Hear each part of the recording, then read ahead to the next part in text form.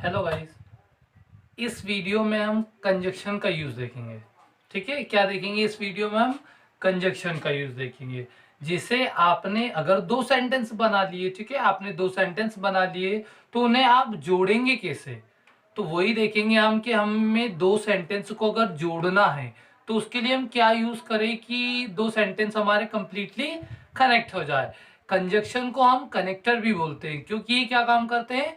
दो सेंटेंस को कनेक्ट करने का काम करते हैं। तो ठीक है, तो इस वीडियो में क्या देखेंगे हम? कंजक्शन का यूज देखेंगे। ठीक है, कहां पर हम किसका यूज करेंगे और किस सेंटेंस में कैसे किसका यूज होगा। ठीक है, तो यहाँ पर आप बोर्ड पर देख भी सकते हैं कि मैंने क्या लिखा है। सबसे ऊपर कंजक्शन लिखा है। ठीक है, क्या लिखा है? कंजक्शन लिखा है। देखो पहली मीनिंग क्या है? बिकॉज। देखो यहाँ पर एक बात और आपको बताना चाहता हूं मैं।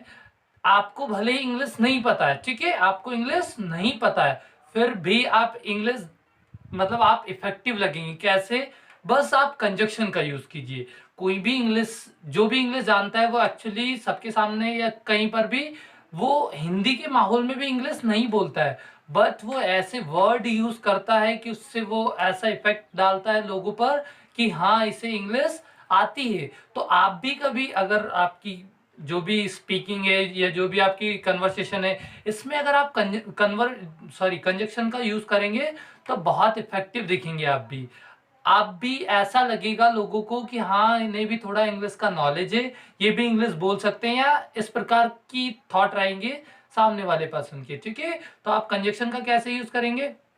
जैसे दो सेंटेंसेस है, ठीक है, I am not telling you about English, ठीक है, you have two sentences of Hindi, you are to speak two sentences in Hindi but you will connect by conjunction। ठीक है, आप सेंटेंस को तो हिंदी में ही बोलेंगे बट जो कनेक्टर का यूज करेंगे वो कौन सा करेंगे? आप इंग्लिश का यूज करेंगे। ठीक है, जिसे मैं जानता हूं दैट आप मेरे दोस्त हैं, ठीक है, इस प्रकार से मुझे ऐसा लग रहा है दैट मैं जा रहा हूँ, या फिर किसी भी प्रकार से। ठीक है, जिसे मैं आपसे बात कर रहा हूँ बट मेरे पापा फोन लगा रहे हैं, इस प्रकार से। ठीक है, तो आप क्या है कि आप बीच बीच में बट या बिकॉज या फिर दैट किसी भी कंजक्शन का यूज करेंगे तो आप थोड़े इफेक्टिव लगेंगे। ऐसा लगेगा कि हाँ ही नोज अबाउट इंग्लिश, ऐसा लगेगा कि आप इंग्लिश के बारे में जानते हैं कुछ ना कुछ। ठीक है, तो चलते हैं आगे बढ़ते हैं इस वीडियो में। देखो यहाँ पर क्या लिखा है? बिकॉज लिखा है। ठीक है, बिकॉज का मतलब क्या होता है? क्योंकि होता है। ठीक है, बिकॉज का मतलब क्या होता है? क्योंकि होता है। अब देखो इसका यूज कैसे होगा, अगर हिंदी में तो ऑलरेडी बता ही चुका हूं, ठीक है, अगर इंग्लिश में कैसे यूज करना है, जैसे मैंने आपको ऑलरेडी बता चुका हूं, I have already explain you that it will be connect two sentences. ठीक है, ये क्या करेंगे? दो सेंटेंस को कनेक्ट करने का काम करेंगे, इसीलिए इन्हें कंजक्शन भी बोलते हैं और कनेक्टर भी बोलते हैं। ठीक है, देखो बिकॉज का यूज कैसे करेंगे हम? मैं बीमार हूं, ठीक है, क्योंकि मैंने कुछ खाया था। ठीक है, मैं बीमार हूं, या मैं भोपाल जा रहा हूं क्योंकि मुझे कुछ काम है। ठीक है, तो I am going to Bhopal because I have some work. ठीक है, कैसे यूज किया मैंने बिकॉज का use? I am going to Bhopal because I have some work. Because का मतलब क्या हुआ? क्योंकि मैं भोपाल जा रहा हूं क्योंकि मुझे कुछ काम है। ठीक है, तो बिकॉज का यूज कैसे किया हमने? इसको बीच में यूज किया। और अगर आप हिंदी में भी यूज कर रहे हैं, ठीक है, आपके पास दो सेंटेंसेस है पर आप कनेक्टर का यूज करना चाहते हैं बस, ठीक है, तो उसे इंग्लिश में बोलिए कनेक्टर को बस, क्योंकि इन्हें याद करना ज्यादा डिफिकल्ट वर्क भी नहीं है। ठीक है, तो जैसे मैं भोपाल जा रहा हूं क्योंकि मुझे कुछ काम है, तो इस कंडीशन में आपने क्योंकि बोला ना, उस कंडीशन में वहां पर क्या बोलेंगे आप? बिकॉज। ठीक है, मैं भोपाल जा रहा हूं बिकॉज मुझे कुछ काम है। ठीक है, इस प्रकार से। तो इस प्रकार से आप दो हिंदी के सेंटेंसेस में भी कंजक्शन का यूज कर सकते हैं। ठीक है, अब यहां पर देखिए बट। बट का मतलब क्या होता है? लेकिन। ठीक है, बट का मतलब क्या होता है? लेकिन। देखो बट का कैसे यूज करेंगे हम? मैं आपका साथ दूंगा बट आप मेरे साथ भोपाल चलेंगे। ठीक है, मैं आपका साथ दूंगा, आप इसे कैसे ट्रांसलेट करेंगे? आई विल कोऑपरेट यू, मतलब साथ देना क्या होता है? कोऑपरेट करना, सहयोग करना। ठीक है, I will cooperate you but you will come with me. ठीक है, आप मेरे साथ चलोगे। ठीक है, इस प्रकार से। तो बट का यूज कैसे किया? अब बट का यूज कहीं पे भी हिंदी दो सेंटेंसेस है हिंदी के, उनमें कैसे कर सकते हैं हम? दो सेंटेंसेस को तो हम हिंदी में ही बोलेंगे बट मतलब लेकिन के लिए क्या यूज करेंगे हम? बट का यूज करेंगे, ठीक है। आपको कहीं पर भी लेकिन आ रहा है तो उस कंडीशन में आप क्या यूज करेंगे, बट का यूज करेंगे, ठीक है। क्या यूज करेंगे, बट का यूज करेंगे। हमें इंग्लिश का यूज करना है, हिंदी की जगह इंग्लिश को रिप्लेस करना है हमें, ठीक है। तो बट का यूज। अब दैट का मतलब क्या होता है, की, ठीक है। दैट का मतलब क्या होता है, की। I know that you are going to Bhopal, I know that you know English, ठीक है। इस प्रकार से मैं जानता हूं कि आप इंग्लिश जानते। तो यहाँ पर बीच में क्या वर्ड आया, की आया, ठीक है। तो उसके लिए क्या यूज किया हमने, दैट का यूज किया। देखो यहाँ पर फोर्थ पे मैंने लिखा है सो का मतलब क्या होता है, तो होता है या फिर क्या होता है, इसलिए होता है, ठीक है। सो का मतलब क्या होता है, तो होता है या फिर इसलिए होता है। तो जैसे कि मैं बिजी हूँ, सो आप मेरा काम कर सकते हैं, ठीक है। इस प्रकार से तो दो सेंटेंसेस तो मैंने अभी यहाँ पर आपके सामने हिंदी में बोले, पर बीच में तो के लिए क्या यूज किया, सो का यूज किया, ठीक है। जैसे मैं इंग्लिश पढ़ा रहा हूँ, सो मुझे आराम करना चाहिए, ठीक है। तो यहाँ पर सो मतलब मैं इंग्लिश पढ़ा रहा हूँ इसीलिए मुझे आराम करना चाहिए। तो इसलिए के लिए भी क्या यूज हो सकता है यहाँ पर, मतलब सो का यूज तो के लिए भी होता है और इसलिए के लिए भी होता है, ठीक है। अब स्टिल, स्टिल का मतलब क्या होता है, फिर भी। स्टिल का मतलब क्या होता है, फिर भी होता है, ठीक है। जैसे मैं बीमार हूं फिर भी मैं कार चला रहा हूं, ठीक है। I am sick still I am driving car, ठीक है। मतलब मैं बीमार हूं फिर भी मैं क्या चला रहा हूं, कार चला रहा हूं, ठीक है। अब आप इसे हिंदी में बोल सकते हैं, मैं बीमार हूं स्टिल मैं कार चला रहा हूं, ठीक है। इस प्रकार से। या आप स्टिल के बाद में वाला सेंटेंस इंग्लिश में बोल सकते हैं, जैसे मैं बीमार हूं still I am driving car, ठीक है। इस प्रकार से। अब यहाँ पर अदरवाइज, अदरवाइज का यूज होता है वरना, ठीक है। वरना मतलब आप चेतावनी दे रहे हैं, किसी को भी आप चेतावनी देंगे तो उस कंडीशन में आप अदरवाइज का यूज कर सकते हैं। जैसे please keep quiet otherwise I will slap you, please चुप रहिए अदरवाइज मैं आपको चाटा मार दूंगा, ठीक है। तो इस कंडीशन में आप अदरवाइज का यूज कर सकते हैं, ठीक है। तो अदरवाइज का मतलब क्या होता है, वरना होता है, ठीक है। मतलब कैसे यूज करना है, प्लीज कीप क्वाइट मतलब कृपया चुप रहिए, otherwise I will slap you, ठीक है। मतलब मैं आपको थापड़ मार दूंगा या चाटा मार दूंगा, ठीक है। अब यहाँ पर आया है वेदर, ठीक है। वेदर का मतलब होता है चाहे, ठीक है। एक वेदर होता है इसका मतलब क्या होता है, मौसम होता है, ठीक है। इसकी मीनिंग अलग होती है, WEATHER होता है वो, ठीक है। यहाँ पर क्या है, WHETHER, ठीक है। वेदर यहाँ पर इसका मतलब क्या है, चाहे, ठीक है। अब मैं आपसे बोल रहा हूँ, मैं आपको सजेशन दे रहा हूँ, मैं आपको सजेशन दे रहा हूँ, I am giving you suggestion whether you will follow और नॉट। मैं आपको सजेशन दे रहा हूं चाहे आप फॉलो करें या ना करें, ठीक है।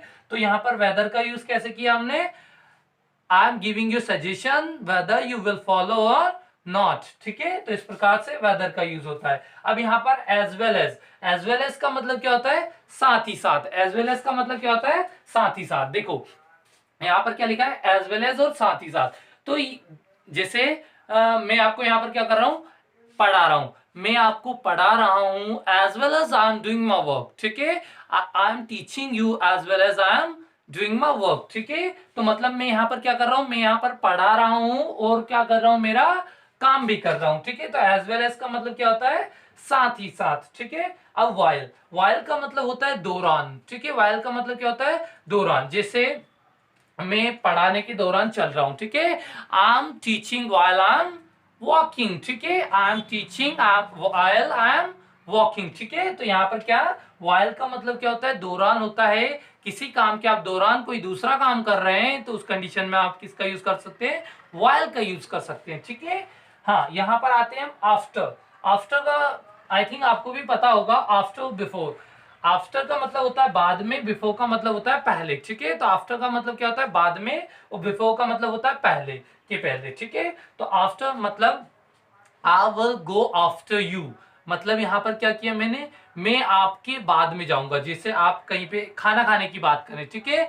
तो उस कंडीशन में आप ऐसे बोल सकते हैं, कोई गेस्ट है कोई भी है तो उस कंडीशन में आप क्या बोल सकते हैं, मैं आपके बाद में खाना खाऊंगा, ठीक है। पहले आप खाना खाइए तो क्या बोल सकते हैं, I will take food after you, ठीक है। तो इस तरीके से आप आफ्टर का यूज कर सकते हैं। अब बिफोर की बात करें, तो बिफोर की बात करें तो क्या आएगा, के पहले। मतलब देखो यहाँ पर कैसे यूज होगा बिफोर का, जैसे कि मैं मेरा काम आपके पहले कर चुका हूं, I have done my work before you, मतलब मैं मेरा काम आपके काम के पहले ही या फिर आपके पहले ही कर चुका हूं। तो उसे इंग्लिश में कैसे बोलेंगे, I have done my work before you, ठीक है। अब यहाँ पर क्या आते हैं, सो दैट, ठीक है। यहाँ पर क्या आते हैं, सो दैट। सो दैट का मतलब होता है ताकि, ठीक है। सो दैट का मतलब क्या होता है, ताकि होता है, ठीक है। तो इसका यूज कैसे करेंगे हम, देखो जैसे कि मैं यहाँ पर बता रहा हूं आपको एक एग्जांपल। जैसे कि आप एग्जाम की तैयारी करो सो दैट आप पास हो जाओ, ठीक है, या आप पास हो सको। आप एग्जाम की तैयारी करो ताकि आप पास हो सको, ठीक है। तो सो दैट का यूज कैसे किया हमने, ताकि। यू देखो यहाँ पर किसी को आप सजेशन भी दे सकते हैं, ठीक है। जैसे कि आपको पढ़ाई करना चाहिए ताकि आप पास हो सके, you should study so that you could pass, ठीक है, इस प्रकार से। तो यहाँ पर कैसे यूज किया हमने, you should study so that you pass, ठीक है। यहाँ पर आप ये एक बहुत इंपॉर्टेंट, या आप किसी भी तरीके से समझ सकते हैं उसको, जो कि आप यूज करेंगे तो कुछ अलग ही लगेंगे, ठीक है। तो 13th इज नॉट ओनली, यहाँ पर आप कुछ भी यूज कर सकते हैं, यहाँ पर आप यू भी लगा सकते हैं, यहाँ पर आप not only you but also Rahul, ठीक है। Not only you but also Rahul is going, ठीक है। यहां पर क्या किया मैंने, देखो, ना केवल ए लेकिन बी। अब यहां पर क्या करूं, ना केवल आप, ठीक है। यहां पर क्या करते हैं हम, ना केवल आप लेकिन यहां पर क्या कर दूंगा, राहुल भी।